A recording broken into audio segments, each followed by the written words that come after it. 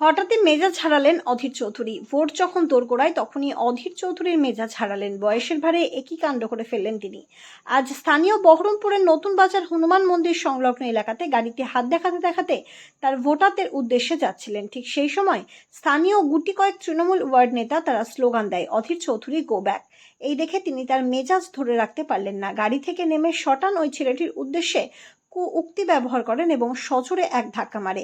এই দৃশ্য শুধু বহরমপুর নয়, মুর্শিদাবাদ নয়, গোটা ভারত দেখল। ভারতের বিরোধী দলনেতা, শতাধিক প্রাচীন কংগ্রেস দলের দলনেতা একই কাজ করে বসলেন। তাই আজ বহরমপুর বিধানসভার চেয়ারম্যান তথা বহরমপুরের পৌরপতি নারুগোপাল মুখার্জির নেতৃত্বে বহরমপুর শহরে এক ধিক্কার মিছিল করেন এবং তৃণমূল কার্যালয়ে মুর্শিদাবাদ বহরমপুর সাংগঠনিক সভাপতি তথা কান্ধির বিধায়ক অপূর্ব সরকার এক প্রেসমিট করে বলেন যে উনি যেটা করেছেন এটা আমরা নির্বাচন কমিশনের কাছে জানিয়েছি। আমরা শঙ্কিত, আমরা আতঙ্কিত, কারণ একদা দুই খুনি এক হয়েছে মুর্শিদাবাদ লোকসভা কেন্দ্রে এবং বহরমপুর লোকসভা কেন্দ্রের একদিকে মোহাম্মদ সেলিম, অপরদিকে অধীর চৌধুরী। এরা কি যৌথ পরিকল্পনা করে দুই খুনি বহরমপুর মুর্শিদাবাদে একজোট হয়েছে? আমরা এই নিয়েই শঙ্কিত। যে আইন নিয়ে এসছেন তার প্রতিবাদে শহর তৃণমূল কংগ্রেস আজকে পথে নেমেছে, তার সুস্থ সভ্য আচরণের মধ্যে দিয়ে, গণতান্ত্রিক প্রক্রিয়ার মধ্যে দিয়ে। আমরা নির্বাচন কমিশনের কাছে অভিযোগ করেছি যে চালাকিটা বন্ধ করুন, আর আপনার যে সিকিউরিটি বিজেপির দয়ে আপনি ইউজ করছেন সেই সিকিউরিটি নিয়ে সাধারণ মানুষের ওপর আপনি অত্যাচার করতে পারেন না। আপনার সিকিউরিটি আপনার পোর্টফোলিও অনুযায়ী আপনি আক্রান্ত হলে পরে সেই সিকিউরিটি আপনাকে প্রোটেকশন দেবে। যে ঘটনাটা আমরা বারবার নির্বাচন কমিশনকে বলে আসছিলাম যে বহরমপুর লোকসভা কেন্দ্রের প্রার্থী অধীর রঞ্জন চৌধুরী 26টা খুনের আসামি। বর্তমানে দীর্ঘ কেস চলার পর সেই সাক্ষী টাক্ষী বা তাদের পরিবারের অর্থনৈতিক অভাবের জন্য হয়তো 4-5টা কেস পেন্ডিং। একজন ক্রিমিনাল, একজন দীর্ঘ খুনি রাষ্ট্রযন্ত্রের ব্যবস্থার মধ্যে এলে পড়ে তার যে বয়স হোক বা মানসিকতা হোক সেটা কোনো পরিবর্তন ঘটে না। আজকে তার নমুনা দেখলাম। এই যে এই ছেলেটা বিধান দাগে কংগ্রেস করতে, এর বাবা প্রাণ গেছে অধীর চৌধুরীর জন্য, কিন্তু যেখানে বলা হচ্ছে যে ওকে গো ব্যাক স্লোগান দেওয়া হয়েছে, কোনো সিসিটিভি ফুটেজে আপনারা দেখাতে পারবেন না যে গো ব্যাক স্লোগান দেওয়া হয়েছে। যেহেতু তৃণমূল কংগ্রেস ওখানকার বুথ সভাপতি, আমাদের তাপস রায় ওইখানকার টাউন অবজারভার, ওই ওয়ার্ডে 13 নম্বর ওয়ার্ডেই বাড়ি, ওরা ওখানে দাঁড়িয়ে গল্প করছিল এবং হচ্ছে মন্দিরে শিব পুজো, শিবের ওইখানে একটা হনুমান মন্দির আছে, হনুমান মন্দিরের সামনে ওরা পুজো পার্বণ করছিল। হঠাৎ পুরনো কোনো রাগ বশত গাড়ি থেকে নেমে ওকে ধাক্কা দেয়, আক্রমণ করে, চটথাপ্পড় মারে এবং বাকি মহিলাদেরকে যাত্রীতায় স্ল্যাং ল্যাঙ্গুয়েজ ইউজ করে অধীর চৌধুরী নিজে এবং তার 2 ক্রিমিনাল সাগরেদ। ইতিমধ্যে আমরা নির্বাচন কমিশনকে কমপ্লেন করেছি এবং এই নির্বাচন কমিশনকে কমপ্লেন করার আমার অর্থ দুটো।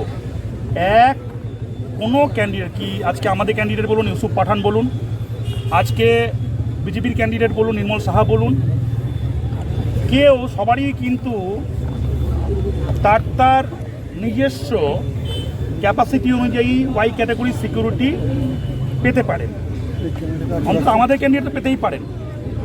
কিন্তু সেখানে এত সাবমিসিভ ওয়েতে যাতে নির্বাচন প্রক্রিয়াটা সুস্থভাবে, হেলদিভাবে এবং ডিস্টার্বলেসভাবে, ভায়োলেন্সলেসভাবে সম্পন্ন হয়, সেই প্রক্রিয়ার মধ্যে দুজন প্রার্থী যেভাবে তার নির্বাচনী প্রচার সারছেন, অপোজিট দিক থেকে এখানকার যার অরিজিনটাই হচ্ছে, যার বড় হওয়াটা, ছেলেবেলাটা, বৃদ্ধিটাই মানুষকে খুন জখম করে, সেই হিংসাত্মক মানসিকতার, পাশবিক মানসিকতার একজন লোক দীর্ঘদিন ধরে ক্ষমতা ভোগ করার পর ভয় দেখিয়ে এবার তার হার নিশ্চিত, এটা জেনে তার ওয়াই ক্যাটাগরি যে সিকিউরিটি আছে গোটা বহরমপুরে অত্যাচার করে বেড়াচ্ছে। এবং বহরমপুর একটা ছোট শহর, যেখানে রাস্তাঘাট ট্রাফিক কনজেশন থেকে বহুদিন থেকে, এতদিন তো থাকে না, ভোটের সময় প্রত্যেকটা জায়গায় থ্রেড পারসেপশন তৈরি করছে এবং যা তা লোককে কথা বলছে। নির্বাচনী প্রচারে আজকে উনি ফিরে যে বলেছেন, তো আমাকে গো ব্যাক স্লোগান দিচ্ছিল, তো আমি তার জন্য ছেলে বসে থাকবো?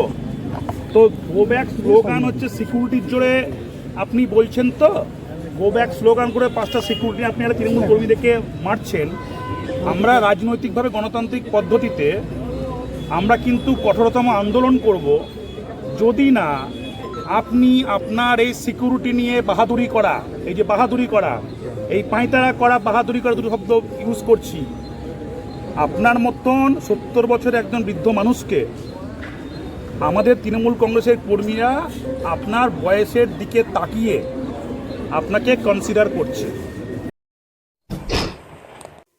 বহরমপুর শহরে আমাদের তৃণমূল কংগ্রেস দলের ওয়ার্ডের নেতৃত্ব, আমাদের কর্মী, তারা আজকের দিনে সেখানে একটি মন্দির, সেখানে তারা দাঁড়িয়ে ছিল, মানুষকে জল টল দেয়। সংখ্যাটা 2-3 জন। তা হঠাৎ আমরা আপনাদের মধ্য দিয়েই দেখলাম, সাংবাদিকদের মধ্য দিয়েই আমাদের কাছে এলো যে হঠাৎ দেখছি ভারতবর্ষের বিরোধী দলের নেতা, পশ্চিমবঙ্গ প্রদেশ কংগ্রেসের সভাপতি, বহরমপুরের প্রার্থী, সাংসদ, তিনি হঠাৎ গাড়ি থেকে নেমে চলে এলেন। গাড়িটা কিন্তু আমরা দেখতে পাইনি আপনাদের ছবির মধ্য দিয়ে।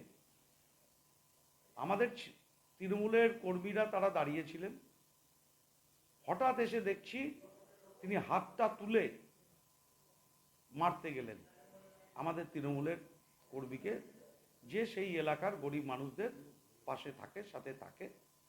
বহরমপুরের আমাদের নেতা নারুদা, তার সাথেও আমাদের মিটিং মিছিল সর্বত্র তারা থাকে, তাকে মারতে গেলেন। তারপরেই আপনাদের সংবাদ মাধ্যমের মধ্য দিয়েই দেখছি তার বুকে এক ঘুষি মারলেন, তাকে ধাক্কা দিলেন, এবং সবাই মানুষ দেখেছে যে আমাদের তৃণমূলের সেই কর্মী বা নেতা, যাই বলুন